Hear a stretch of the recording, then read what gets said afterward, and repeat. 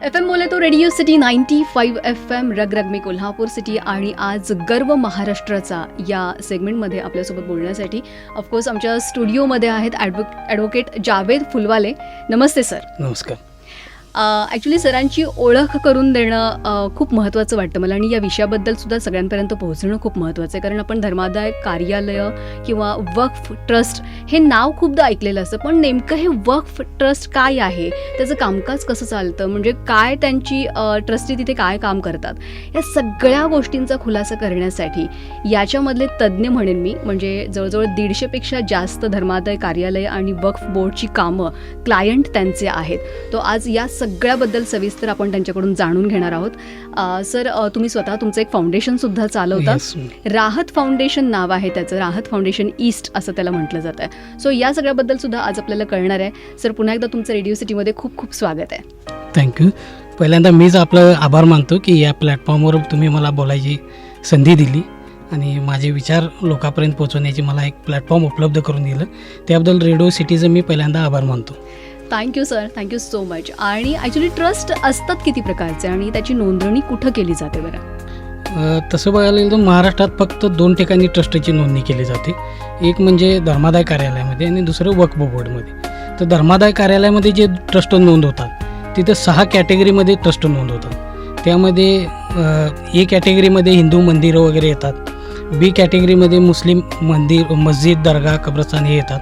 आता बी कॅटेगरीतले सगळे ट्रस्ट महाराष्ट्र शासनानं वक्फ बोर्डाकडे वर्ग केलेले आहेत. त्यामुळं फक्त एफ सेक्शनखाली मुस्लिम सुन्नत जमात एवढंच धर्मादायमध्ये नोंद होतं. त्यानंतर सीमध्ये फारसी ट्रस्ट येतात, डीमध्ये ख्रिश्चन ट्रस्ट येतात, ईमध्ये प्रायव्हेट ट्रस्ट म्हणजे कोणीतरी प्रॉपर्टी आपली दान केली असेल किंवा इन्व्हेस्टमेंट केली असेल तर ट्रस्ट डीड निर्माण करून केलेले खाजगी ट्रस्ट ईमध्ये येतात. आणि एफमध्ये एज्युकेशन सोसायटी आणि त्यांची अनुषंगाने येणारे ट्रस्ट येतात. हे अशा प्रकारचे 6 ट्रस्ट धर्मादायमध्ये नोंद होतात. आणि वक्फ बोर्डामध्ये 2 प्रकारचे ट्रस्ट नोंद होतात. त्यामध्ये जे धर्मादायमधून जुने ट्रस्ट तिकडे वर्ग झाले त्यांचे परत सेक्शन 43 प्रमाणे तिथं परत नोंदणी होते, त्यांना परत सर्टिफिकेट आणि आदेश दिला जातो. त्याच्यानंतर दुसरा एक प्रकार म्हणजे सेक्शन 36 खाली नोंद होणारे ट्रस्ट, म्हणजे अलीकडच्या काळात जर कोणी एखादी प्रॉपर्टी वक्फ केली असेल, दान केली असेल तर त्याप्रमाणे नवीन जे ट्रस्ट तयार होतात ते सेक्शन 36 खाली वक्फ बोर्डामध्ये नोंद होतात. ओके. वक्फ म्हणजे दान केलेली प्रॉपर्टी असं. एक्झॅक्ट. सर, याची नोंदणी म्हणजे हे तुम्ही एक क्रायटेरिया म्हणजे याच्या बायफर्केशन सांगितलं, पण ही नोंदणी कशी होते? नोंदणी आता जे धर्मादायमध्ये जे ट्रस्ट असतात त्यामध्ये कसं आहे की बेसिकली आम्ही एक 7 ते 17 माणसं जर एकत्र आलो तर आम्ही ट्रस्ट स्थापन करू शकतो धर्मादायमध्ये. ओके. पण वक्फ बोर्डामध्ये मात्र तसं नाही. वक्फ बोर्डामध्ये कसं आहे की एखादा ट्रस्ट नोंद करायचं असेल तर आधी सुरुवातीला तिथं प्रॉपर्टी नोंद होती. ती प्रॉपर्टी वक्फ प्रॉपर्टी म्हणून डिक्लेअर केली जाते आणि त्याच्यानंतर मग तिची मॅनेजमेंट कमिटी कोण बघणार ही त्या अनुषंगाने ती बॉडी अपॉइंट केली जाते. तर हा बेसिक दोन्हीमध्ये फरक आहे की, आणि सगळ्यात महत्त्वाचा डिफरन्स हा आहे की वक्फ बोर्डामध्ये फक्त मुस्लिम धार्मिक ट्रस्ट नोंद होतात आणि धर्मादायमध्ये मुस्लिम धार्मिक ट्रस्ट वगळून बाकी सर्व समाजाचे ट्रस्ट धर्मादायमध्ये नोंद होतात. ओके. यामध्ये लोकांना एक महत्त्वाचा प्रश्न पडतो, तो म्हणजे वक्फ प्रॉपर्टी जी आहे, बरोबर, त्या कोणत्या प्रॉपर्टी असू शकतात किंवा त्या ओळखायच्या कशा आहेत? बरोबर. वक्फ प्रॉपर्टी म्हणजे ज्या प्रॉपर्टी मुस्लिम देवस्थानच्या नावावर सोडलेल्या आहेत. काही ठिकाणी 7-12वर देवस्थानची नावं आहेत, प्रॉपर्टी कार्डला आहेत, पण तिथं ट्रस्ट नाही, पण त्यासुद्धा वक्फ असतात. म्हणजे ज्या प्रॉपर्टीचा मालकी मुस्लिम देवस्थानला दिलेला आहे त्या सगळ्या प्रॉपर्टी या वक्फ असतात. आणि वक्फ ॲक्टमध्ये त्याची स्पेसिफिक डेफिनेशन दिलेली आहे की कुठल्या प्रॉपर्टी वक्फ समजण्यात याव्यात आणि कुठल्या नाही. त्यामुळे त्या डेफिनेशन खाली येणाऱ्या सगळ्या प्रॉपर्टी या वक्फ असतात. भलेही मग त्याचा ट्रस्ट असो किंवा नसो, त्या प्रॉपर्टी देवस्थानला दिलेल्या आहेत म्हणजे त्या सगळ्या वक्फ असतात. ओके. म्हणजे जनतेमध्ये जो समज आहे की वक्फ बोर्डात प्रॉपर्टी दिली की ती दान झाली, वक्फ झाली असं म्हणतात, तो ट्रस्टचा मालकी हक्क संपला असं काही होतं का? नाही, बऱ्याचशा लोकांमध्ये हा गैरसमज आहे की वक्फ बोर्डात प्रॉपर्टी गेली म्हणजे ती आमचा मालकी हक्क संपला, पण तसं नाही आहे. ॲक्च्युली वक्फ बोर्डात प्रॉपर्टी गेली तरी मालकी ट्रस्टची राहते. वक्फ बोर्ड हे फक्त सुपरवायझरी कमिटी आहे, ते फक्त सुपरविजन करतं तुमच्यावर, आणि मालकी ट्रस्टचीच राहते आणि मॅनेजमेंट या ट्रस्टी लोकांचंच राहते. प्रॉपर्टी त्यांच्या मॅनेजमेंट त्यांनीच बघायचं आहे. जसं धर्मादायामध्ये सुद्धा सेम आहे. जर एखादी प्रॉपर्टी जर पीटीआरला धर्मादायची नोंद झाली तर त्याची मालकी धर्मादायची असते. धर्मादाय सहआयुक्तांच्या परवानगीशिवाय आम्ही त्याच्यात इंटरफेअर करू शकत नाही. तसंच वक्फ बोर्डामध्ये आहे की फक्त वक्फ बोर्ड हे सुपरविजन करते, त्यामुळे तुमची मालकी बदलत नाही, मॅनेजमेंट तुम्हीच करायचं आहे ग्राउंड लेवलला. पण एखाद्या काहीतरी गैरप्रकार झाला किंवा काय कोणीतरी सुपरविजन करणार असावं, तेवढीच भूमिका फक्त वक्फ बोर्डाची असते. ओके. आणि या सुपरविजनवर सुद्धा सुपरविजन करणारा एक कायदा नक्कीच आहे वक्फ बरोबर, बोर्डचा. हो. त्याच्याबद्दल काय सांगाल? त्याच्या वक्फ बोर्डाने केलेल्या आदेशावर परत वक्फ ट्रिब्युनल कोर्ट निर्माण केलेला आहे. त्यांना सिव्हिल कोर्टाचे सगळे पॉवर्स दिलेले आहेत.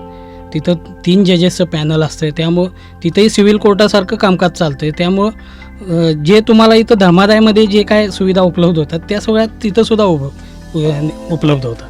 त्यामुळे लोकांनी तिकडं जाणं घाबरण्याचं काही कारण नाही. आम्ही तिकडं ट्रस्ट नोंद कसा करावा किंवा का करू नये. आता दुसरा एक महत्त्वाचा पार्ट ह्यामध्ये असा आहे की वक्फ बोर्ड आहे तो औरंगाबादमध्ये आहे. आधी सुरुवातीला वक्फ बोर्ड फक्त मराठवाड्यासाठी होतं. नंतर 1995ला कायदा आल्यानंतर पूर्ण महाराष्ट्रासाठी वक्फ बोर्डाची स्थापना झाली. त्यामुळं लोकांना असं वाटतं की ते थोडंसं लांब आहे. आमच्या पश्चिम महाराष्ट्रात खास करून लोकांना असं वाटतं की आम्ही मराठवाड्यात जाऊन काम करायचं आणि येणं जाणं खर्चिक आहे ते. तर त्याबद्दल माझं म्हणणं असं आहे की कायदा एकदा आला आणि त्या हिशोबानं जर मेकॅनिझम मशिनरी जर शासनाने निर्माण केली, ऑफिस निर्माण केलं, तर तुम्हाला कायद्यातनं एक्सक्यूज नाही. तुम्ही दुसऱ्या कुठल्याही बाबी सांगून त्यातनं तुम्हाला सूट मिळत नाही कायद्यातून. कायदा आला म्हटल्यावर त्याची अंमलबजावणी महाराष्ट्रातल्या तुम्ही कुठल्याही कोपऱ्यात जरी असला तरी तुम्हाला तो कायदा लागू आहे. त्यामुळे तिथं जायला लांब होते किंवा आम्हाला खर्चिक होते किंवा तिथं कामं चालत नाही, ही एक तक्रार आहे लोकांची. तर त्याबाबतीत थोडंसं कसं आहे की शासनाचंही त्याकडे थोडं दुर्लक्ष झालेलं आहे. अपुरा स्टाफ आहे, पूर्ण महाराष्ट्रासाठी ऑफिस आहे.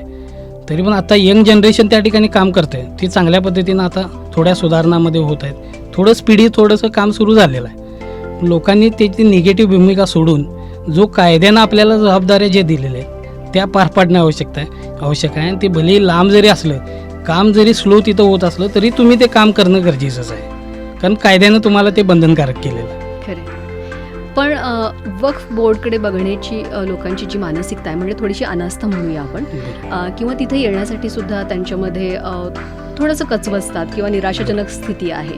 तो ओव्हरऑल या संदर्भामध्ये वक्फ ॲक्टमधील तरतुदी असतील किंवा वक्फ बोर्ड यासंबंधी शासन स्तरावरून काय कार्यवाही केली जाते? शासन स्तरावरून आता बऱ्याच कायद्यामध्ये सुधारणा केलेल्या आहेत शासनाने. म्हणजे उदाहरणार्थ सांगायचं 2014मध्ये कायद्यामध्ये दुरुस्ती करून ज्या वक्फ प्रॉपर्टी आधी विक्रीला परवानगी मिळायची वक्फ बोर्डाकडून, एक्सचेंज म्हणा किंवा गिफ्ट, वक्फ बोर्डाकडून रीतसर परमिशन घेऊन या सगळ्या ॲक्टिव्हिटी होत होत्या. 2014मध्ये शासनानं कायद्यामध्ये दुरुस्ती करून ते सगळं बंद केलं. म्हणजे आता वक्फ प्रॉपर्टी गिफ्ट करता येत नाही, एक्सचेंज करता येत नाही, विकता येत नाही. ही एक महत्त्वाची तरतूद शासनाने केली. त्याच्यानंतर 2 GR सुद्धा महत्त्वाचे शासनानं काढलेले आहेत 2016मध्ये. त्यामध्ये असं आहे की एका GRमध्ये असं म्हणलेलं आहे की वक्फ प्रॉपर्टींच्या 7/12 उतार्यावर किंवा प्रॉपर्टी कार्डवर ज्या ट्रस्टी लोकांची नावं असतील किंवा कोणाची असतील तर ती सगळी नावं कमी करा, फक्त देवस्थानचं नाव ठेवा आणि इतर हक्कात वक्फ प्रतिबंधित सत्ता प्रकार असा शेरा ठेवा. हा एक महत्त्वाचा GR आहे. त्यामुळे प्रॉपर्टींची अदलाबदल करण्याला थोडा चाप बसलेला आहे. दुसरा GR असा आहे की वक्फ प्रॉपर्टींचा सेकंड सर्वे करा. 2016मध्येच हे दोन्ही GR शासनानं काढलेले. पण मी असं म्हणेन की फक्त कायद्यात दुरुस्ती करून GR काढून उपयोग नाही. त्या कायद्याचं इम्प्लिमेंटेशन जर होत नसेल तर नुसत्या कायद्यात दुरुस्त्या करून काही उपयोग नाही. त्यामुळं जे काही GR असतील, कायदा असेल, यासाठी महसुली अधिकाऱ्यांमध्ये सुद्धा अवेअरनेस होणं गरजेचं आहे. कारण बऱ्याच वेळा आम्ही काम करताना असं बघतो की महसुली अधिकाऱ्यांना या GRबद्दल माहिती नसते किंवा त्या ॲक्टमध्ये काय तरतुदी आहेत वक्फ प्रॉपर्टीबद्दल हे सुद्धा माहिती नसते. त्यामुळं अनेक गैरप्रकार होण्याची शक्यता असते. कारण लँड रेकॉर्ड जे आहे ते मुळात महसुली अधिकाऱ्यांच्या ताब्यात असतं. त्यामुळे एखाद्या वक्फ प्रॉपर्टीमध्ये फेरफार करत असताना वक्फ ॲक्ट त्याबद्दल काय म्हणतो, शासनाची GR त्याबद्दल काय आहेत, ह्या सगळ्यांचा विचार करून त्यांनी काम करणं गरजेचं. त्यामुळे शासन स्तरावर सुद्धा महसुली अधिकाऱ्यांमध्ये याचा अवेअरनेस होणं गरजेचं. तो सर वक्फ ॲक्टबद्दल काय सांगाल? वक्फ ॲक्ट हा बघायला गेला तर खूप चांगला ॲक्ट आहे आणि समाज उपयोगाचा आहे. अनेक तरतुदी त्यामध्ये जे आलेले आहेत त्या समाज उपयोगाच्या आहेत. त्याच्यात बेसिकली 2 महत्त्वाच्या तरतुदी आहेत वक्फ ॲक्टमध्ये. एक म्हणजे सेक्शन 2मध्ये वक्फ ॲक्टला रेट्रॉस्पेक्टिव्ह इफेक्ट दिलेला आहे. रेट्रॉस्पेक्टिव्ह इफेक्ट म्हणजे काय की कायदा जरी 1995मध्ये आलेला असला तरी वक्फ ज्या वेळेला अस्तित्वात आलं, भले ते 50 वर्षातून किंवा 100 वर्षात, त्यांना 1995चा कायदा लागू होतो. ही एक महत्त्वाची तरतूद वक्फ ॲक्टमध्ये आहे. आणि दुसरी एक महत्त्वाची तरतूद आहे ती सेक्शन 108A मध्ये आहे. त्यामध्ये वर्क पॅक्टला ओव्हर रायडिंग इफेक्ट दिलेला आहे. ओव्हर रायडिंग इफेक्ट म्हणजे असा की वर्क पॅक्ट आणि दुसरा ॲक्ट ह्यामधल्या तरतुदी जर परस्पर विसंगत कुठेतरी असे वाद निर्माण झाला तर त्यावेळेला वर्क पॅक्टला श्रेष्ठ समजलेला आहे. ह्या 2 तरतुदीमुळे काय झालेलं आहे की वर्क पॅक्ट हा सुपेरियर झालेला आहे. बाकी वर्क पॅक्ट हा महाराष्ट्र पब्लिक ट्रस्ट ॲक्टप्रमाणेच 80% सेमच आहे. बाकी काही स्पेशल प्रोव्हिजन या वर्क पॅक्टमध्ये दिलेलं आहे.